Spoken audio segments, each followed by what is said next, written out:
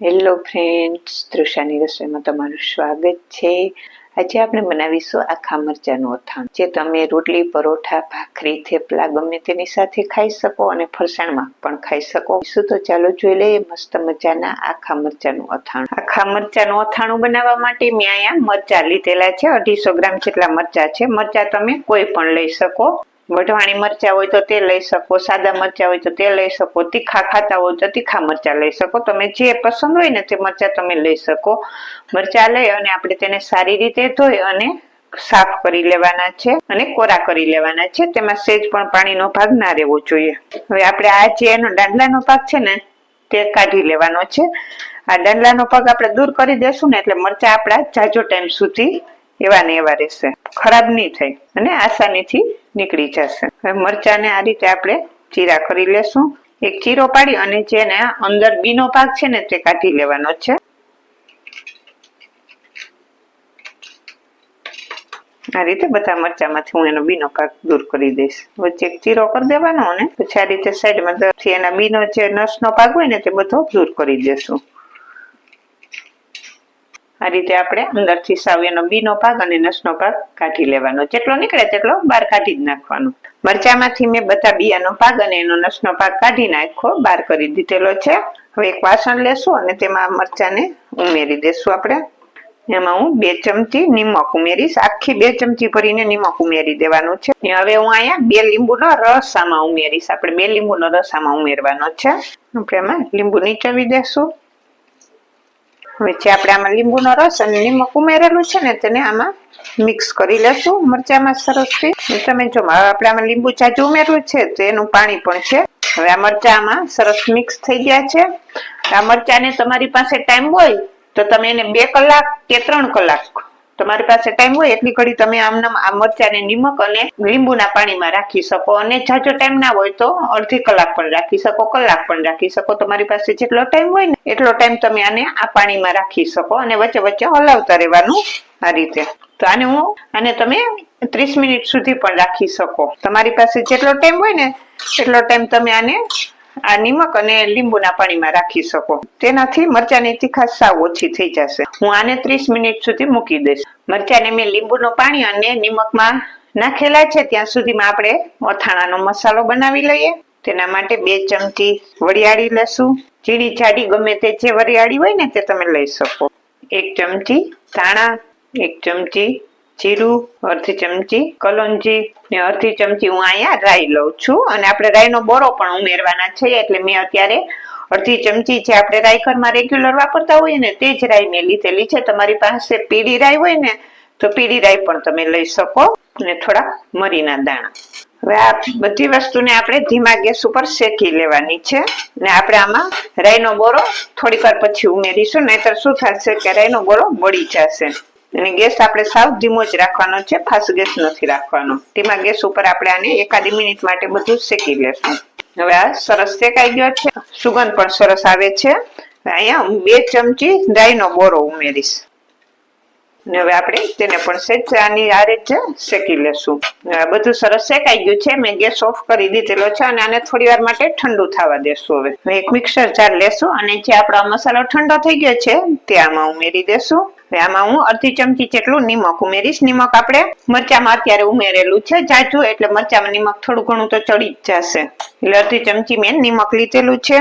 અડધી ટીસ્પૂન હળદર પાવડર ને 1 ટેબલ સ્પૂન આપણે અહીંયા લાલ મરચું પાવડર લેશું, મેં લાલ મરચું કાશ્મીરી લાલ મરચું પાવડર લીધેલું છે, તમે જે લેવું હોય તે લઈ શકો, ને 1 ટેબલ સ્પૂન જેટલી હિંગ આપણે આમાં ચડિયાતી જ લેવાની છે।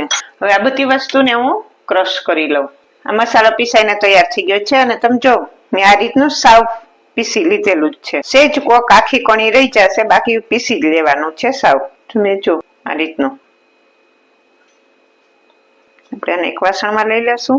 હવે ગેસ ચાલુ કરીને મેં પેન મૂકી દીધેલું છે, અને પેનમાં આપણે 2 મોટા ચમચા જેટલું તેલ ઉમેરીશું। આપણે તેલ અત્યારે મસાલામાં પણ ઉમેરીશું અને પાછળથી મરચા ઉપરથી પણ ઉમેરીશું। આપણે અત્યારે 2 મોટા ચમચા જેટલું તેલ લઈ લેવાનું છે, આ તેલને ગરમ કરી લેશું।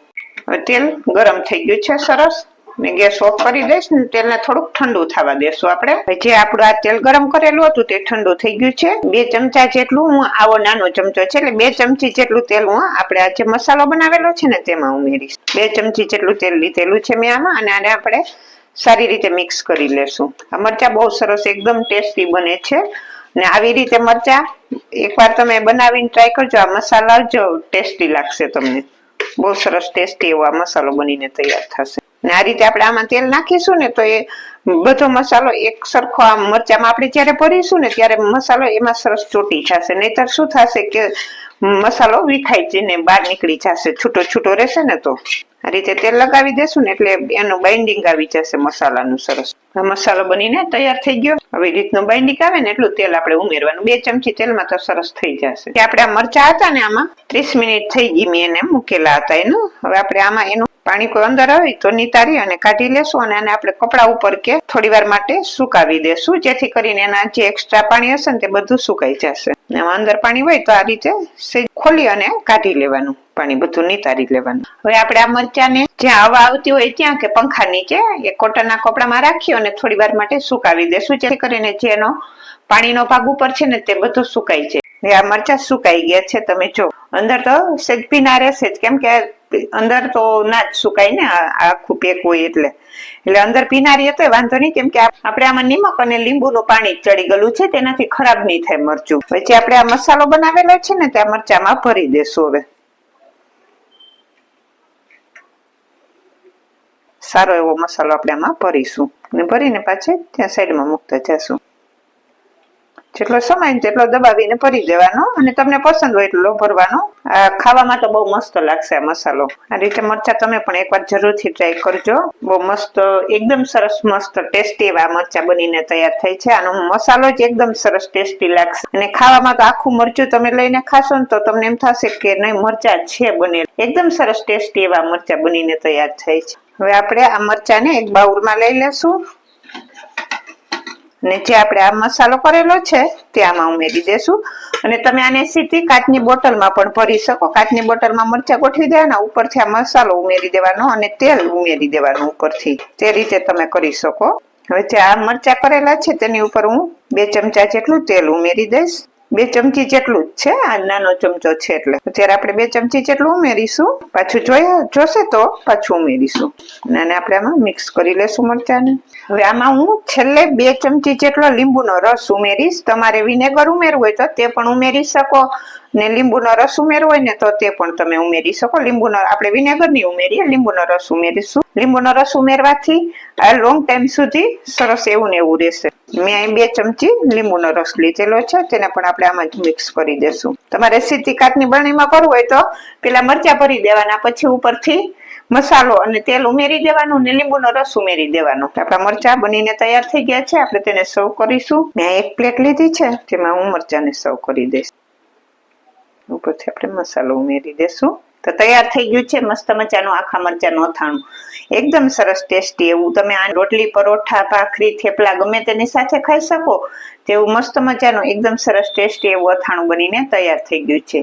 આજની આ મરચાના અથાણાની રેસીપી તમને સારી લાગે તો એક લાઈક કરી દેજો, તમારા ફ્રેન્ડ સર્કલમાં શેર કરી દેજો, અને ચેનલને સબસ્ક્રાઇબ કરી દેજો. આખા મરચાનું અથાણું બનીને તૈયાર થઈ ગયું છે, અને તમે જોઈ શકો છો કેટલું મસ્ત બનીને તૈયાર થયું છે.